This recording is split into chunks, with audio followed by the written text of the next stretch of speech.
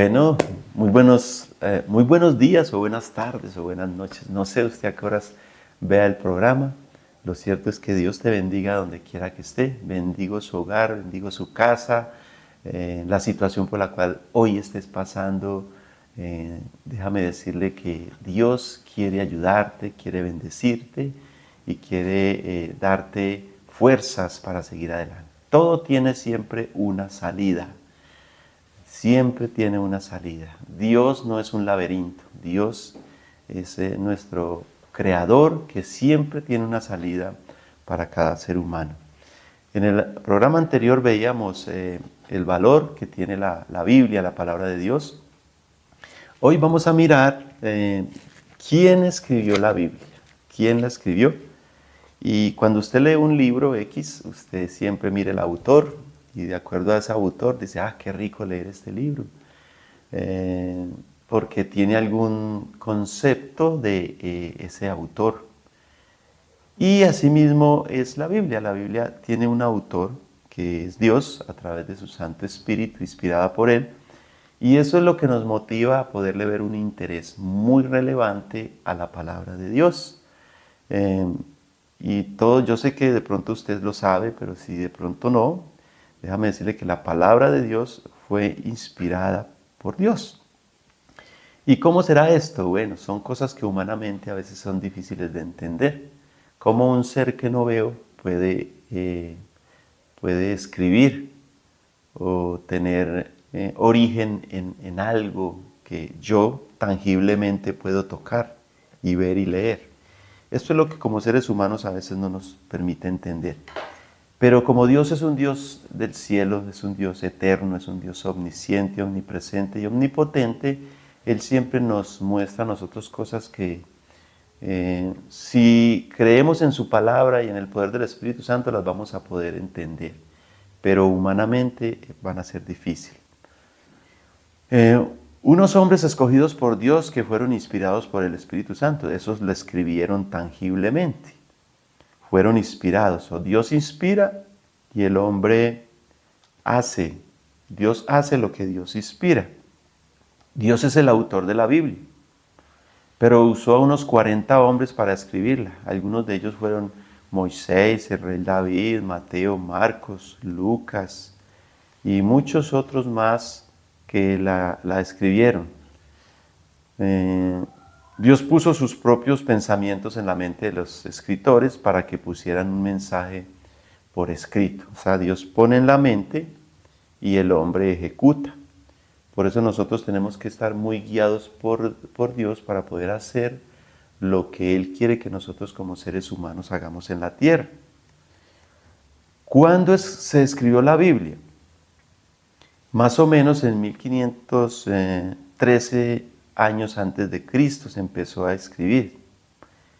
Y se completó más o menos 1600 años después, alrededor de unos 98 años de nuestra era humana después de Cristo. En Efesios 2:20 dice, edificados sobre el fundamento de los apóstoles y profetas, siendo la principal piedra el ángulo Jesucristo mismo. O sea que el fundamento de la palabra de Dios o de lo que Dios inspiró al hombre era y es Jesucristo mismo. Porque el propósito de la escritura de la palabra de Dios es que el ser humano conozca a Dios por medio de la persona de Cristo Jesús. También en 1 Juan 1:3 dice, lo que hemos visto y oído, eso os anunciamos, para que también vosotros tengáis comunión con nosotros, y nuestra comunión verdaderamente es con el Padre, el Hijo, que es Jesucristo, y a la vez también con el Espíritu Santo. Entonces ellos escribieron lo que vivieron. ¿Quién más que los discípulos que andaron con Jesús para poder entonces tener claridad de lo que ellos escribían? Por eso ellos decían lo que hemos visto y oído. Y Jesús, lógicamente, al venir del Padre, Él sabía ese mensaje que traía a la tierra, que era el mensaje de Dios, por eso también tiene credibilidad. Hay un texto muy bonito que está en 2 de Timoteo 3, 16 y 17, que dice, Toda la escritura es inspirada por Dios y útil para enseñar, para redarguir, para corregir y para instruir en justicia. Y escuche esto que dice el versículo 17, a fin de que el hombre de Dios sea perfecto, enteramente preparado para toda buena obra. Entonces, cuando a mí me preguntan, que me hacen mucho la pregunta, bueno, ¿y quién me puede decir quién me puede decir o cómo me puede usted comprobar que la Biblia es la palabra de Dios?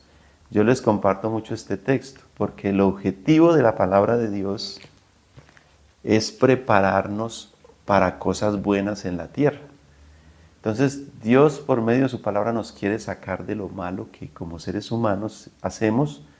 Sabemos que hay un pecado original de Adán y Eva que llevó al hombre a fracasar en el propósito de Dios con el hombre, pero por eso entonces nos dejó a su Hijo Jesucristo para sacarnos de ese abismo de la muerte eterna, y por eso la palabra de Dios nos ayuda a salir de ese abismo y nos lleva a ser preparados para cosas buenas.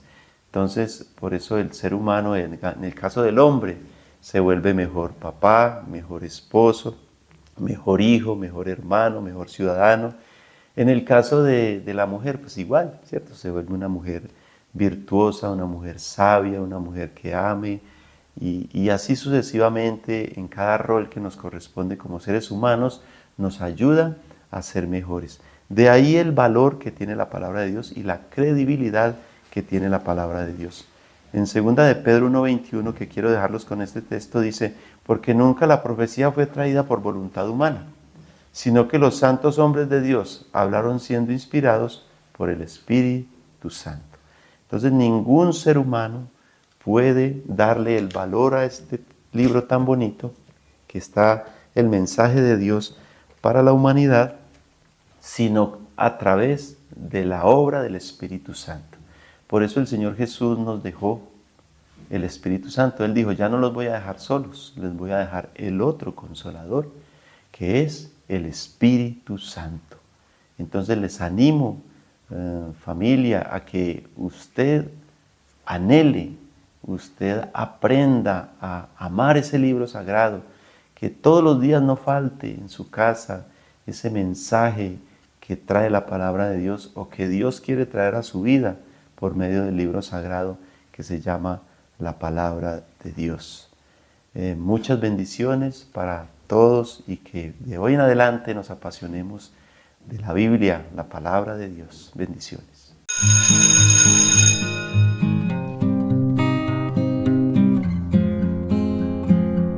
Hola, hola. Estamos en la sesión de Jugando Aprendo, la importancia de juego y para qué me sirve lo que voy a aprender o cómo puedo poner en práctica el juego que tengo. en la hora de jugar. Y en la hora de jugar, la mejor. La hora de jugar. Vea, este juego Eso es para pescar. es el de los pececitos, el famoso juego de los pececitos, que es muy interesante, ¿cierto? Es Sí. muy bueno.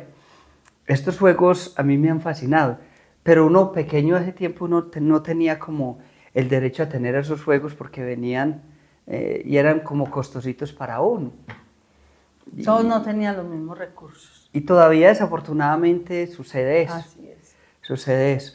Por eso debemos de ser muy recursivos. Para el próximo programa vamos a dar opciones de cómo se puede jugar esto, cómo podemos hacerlo jugando, cómo podemos jugar a pescar enseñándole a los niños muchas cosas. Y cómo esos materiales los tenemos en la casa. O sea que, ¿cómo elaborar el juego? Sí, cómo hacerlo, qué chévere. tener estrategias, más que todo estrategias, porque a veces nos frustramos porque no tenemos esto, yo quiero jugar con esto, o otra estrategia que yo quiero dar es cómo podemos enseñarle a los niños el abecedario, los números y todo eso, también pescando. A los niños les fascina pescar, eso es algo que al niño por naturaleza le gusta hacer esto. Entonces, Y algo que se requiere pescando es de paciencia. sí. Porque usted no va a llegar y va a meter el anzuelo y ahí mismo el pescado va a llegar. Sí, Lo porque- mismo que hay en el juego. Porque vea acá, Hay que, por decir algo, llevar un orden que debe tener uno al que coja más pares, por decir algo, pares que tienen que ser el mismo color, por decir algo. Eso. Pero no es que ellos abren la boca y la cierran muy Ahí es donde rápido. usted tiene que mirar cómo va a ser. Por decir algo que estoy hablando, yo ya tengo un par. Ah, Ay. uno. Y cuando digo de pares es por qué, a ver. Colores, estoy enseñando los números pares, por ejemplo. Pero par, Voy a ver, ¿qué más me contar. puede explicar qué es de par? ¿Qué es de par? ¿Qué significa par? ¿Cuántos? 2. Ah, Pares 2. Ay, vea, ¿sí vio? ay, yo no voy Vea, a... gané yo. Ah, sí, yo me ganó. Acá podemos jugar pares, comenzamos Colores. a enseñar, acá podemos comenzar a enseñar es a decir, vamos a coger uno de un color, dos del mismo color, tres del mismo color, cuatro y así vamos enseñando a, porque ese es el principio para poder ir enseñándole a contar a los niños. Entonces, y colores. O vamos a coger, por ejemplo, 2 naranjas, 3 verdes, 1 morado. Y después sumar cuántos cogieron Le estamos enseñando colores y números al mismo tiempo. al mismo tiempo. Cantidades, sí, También. cantidades. Porque números es una cosa, pero cantidades, Cantidades es es otra. otra. Sí, número es, por ejemplo, el 4, el 5, pero la Pero la cantidad es cantidad. cuántos de cada uno. Ajá. ¿Usted qué importancia le da a esto? A ver. A esto es un juego que, pues como siempre lo reiteramos en cada programa, primero cumple una función y es que yo pueda sentarme a compartir con mis hijos, ¿cierto? Que yo pueda sentarme a interactuar primeramente con ellos, que sea un espacio también que a través del juego podamos conversar, ¿cierto? Pero también, como ya lo mencionábamos, de que podamos enseñarles a ellos de una manera lúdica y de una manera estratégica que sea algo divertido para ellos. Que no sea que el aprender sea algo aburrido, sino que a través de los juegos ellos puedan comprender e interpretar ciertos diferentes espacios. Como este juego, ya vimos que se puede trabajar colores, números, pero ya también podemos hacer algo, y es que podemos poder decirles, por ejemplo, vamos a contar del 1 al 5, pero en inglés. Entonces vamos trabajando pasito a pasito diferentes aspectos, diferentes áreas y cosas básicas. Empezamos con cosas básicas, pero que nos van siendo de ayuda para el proceso de ellos. Los juegos se combinan también mucho con ¿qué? Con los Con dulces. los dulces. Las dos cosas que nos encantan a los niños. Y debemos de ser estratégicos, por ejemplo, decir, vamos a hacer esto. Y aquí tengo al que hacemos pues todo, jugamos. Yo voy a jugar, ¿cierto? Y terminé de jugar. Saco un dulcecito. Bueno, ¿quién quiere este dulce? Yo. ¿Quién me dice cuántos colores, Ay, por ejemplo. cuántos colores estuvimos jugando? No. Pero uno que esconde Sí, esto. sí, claro. Entonces vamos a decir, ay, y los niños van a... Claro, eso los va a motivar a Y entonces, recordar. ay no, yo sí me voy a ganar mi bombón porque estaba el morado, estaba el verde, estaba el rosado y naranjado. Ujú. Ajá. Entonces, otro me va a decir, no, eso era un fucsia. Pero, entonces, mire que ahí aprendemos. ¿Cuántos sabían en cada huequito? Eso es observación. Sí. Y usted no puede darle ese pastelazo a los niños, sino que usted va a mirar qué tanta capacidad tienen. Que eso va ayudando a la parte visual. Y debemos de ser atentos a lo que nos dicen las profesoras. Las profesoras a usted le va a decir, vea, su niño está teniendo dificultades en esto, en esto. Entonces, comienza a buscar juegos que le ayuden en eso. No Buscar torture al niño a estrategias. seguir estudiando con eso. Yo no estoy en contra del estudio, no. Antes, yo lo que quiero es que los niños puedan aprender jugando, porque, vuelvo y les digo, esto lo hacemos, todo esto se puede comprar, todo esto... Si el sentido de pertenencia es para yo estar con mi hijo, tener un tiempo, porque esto lo bota un niño de una. Sí, Estos son juegos son fichitas que muy pequeñas. que son desafortunadamente, es perder la platica. Por eso esto puede ser caro en 50, 60 mil pesos, porque a un niño pequeño de 4 o 5 años, eso lo va a botar de una. Porque Pero no sé, o sea, no, él aún no entiende el compromiso o la responsabilidad o lo que se puede adquirir a través del juego. Pero sí podemos irle enseñando, por ejemplo, a tener, porque el hecho de hacer esto es algo de equilibrio también, que eso le va ayudando al niño pequeño a que él vaya también teniendo capacidad, digamos, o motricidad al poder coger este palito y tener la capacidad de hacer cada cosita de estas. Y en todos estos juegos si prestamos atención. Por ejemplo, muchos niños juegan con los otros niños y usted no va a aprender ahí nada, porque usted tiene que aprender a conocer a su hijo. Usted tiene que aprender a mirar qué le falta, cuáles son sus cualidades, cuáles son sus debilidades. ¿Cuáles son sus gustos? Y para cuando le cuente a la profesora o le digan algo, usted tenga plena seguridad. No, mi hijo en eso no es. Algo está pasando porque mi hijo en eso es muy teso, digámoslo así, muy inteligente. Él tiene una Tiene unas buenas habilidades. Él tiene, la concentración es mala. Y pues yo juego con él. Entonces ahí es donde podemos estar mirando si al niño presten atención. Desconcentra con Porque se está facilidad. desconcentrando, si le están haciendo bullying, porque eso tiene mucho que ver con eso. Que el niño puede ser muy inteligente en la casa, pues resulta que va a este lugar, entonces tiene temores, como hay niños que le tiran muy duro a los que saben mucho, Su comportamiento. su no es comportamiento y todo eso, entonces les están tirando muy duro. Entonces, eso también uno tiene que estar seguro de lo que los niños que tienen, cuáles son sus cualidades, cuáles son sus debilidades y poder empezar a trabajar con todo esto. Fortalecerlas, claro, Sí. fortalecer tanto las debilidades como las habilidades para que siga mejorando. Sí, porque tenemos, ¿quién mejor que nosotros mismos conocer a nuestros hijos? Porque los profesores les van a enseñar unas cosas, en otra parte otras cosas, pero la responsabilidad Mayor de saber quién son nuestros hijos es de y la cómo casa, es de nosotros. como padres. Bueno, Por eso volvemos y dejamos la inquietud y el mensaje que siempre damos, y es que jugando, sí, aprendo. Que estén muy bien.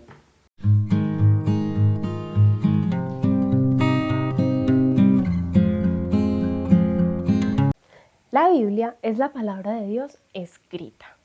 Ya lo hemos visto a lo largo de todo este programa, pero si entendemos lo que eso significa, lo que eso representa, la grandeza de lo que estamos hablando, resulta que a lo largo de toda la historia se han escrito muchísimos libros, pero este tiene algo muy especial, y es que fue escrito en un lapso de 1500 años. ¿Tú sabes cuántas personas pueden vivir en 1500 años? Y es un libro que nos cuenta el inicio y el final. Nos cuenta cómo empezó todo, pero también cómo acabará. Nos cuenta absolutamente una historia grandiosa y una historia que está llena de grandes matices en las que vemos tal vez actos heroicos impresionantes y en la que vemos también actos de maldad que no podemos creer, pero que al final de cuentas nos llevan a algo divino, a algo precioso, que es esa restauración y esa salvación, esa gracia. Eso es la Biblia. ¿Sabes cuántas personas escribieron este libro? 40. ¿Sabes cuántos entre ellos se conocían? Muy pocos. De pronto algunos en el Nuevo Testamento. De resto, ni siquiera se conocían. Es más, tal vez cuando el uno nació, el otro llevaba siglos muerto. Pero aún así, todos siguen hablando de lo mismo. Y cuando termina una historia, empieza otra. Y siempre te están hablando de exactamente lo mismo. ¿Sabes qué significa esto? Que si bien fue escrita por los hombres, fue inspirada por Dios. Este es un texto hermoso, es un texto lleno de verdades que nosotros muchas veces no alcanzamos a comprender. ¿Y sabes qué es lo más bonito? Esto que tenemos en nuestras manos es el libro más traducido en el mundo. Imagínate que ha sido traducido a más de 3.500 idiomas. ¿Tú sabías tan siquiera que existían 3.500 idiomas? Yo creo que muchas veces con una sola mano nos encartamos para contar idiomas, a ver, español, inglés, alemán, francés, italiano, catalán, y empieza uno a patinar. Bueno, ruso, pero hay otros idiomas que ni siquiera teníamos idea.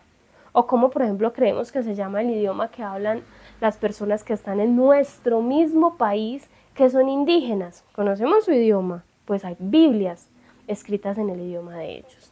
Imagínate lo especial que es este libro, que siempre que aparece algún idioma que tiene mucha población, este libro es de los primeros que son traducidos, porque es un libro que tiene un mensaje universal, un mensaje para todos nosotros.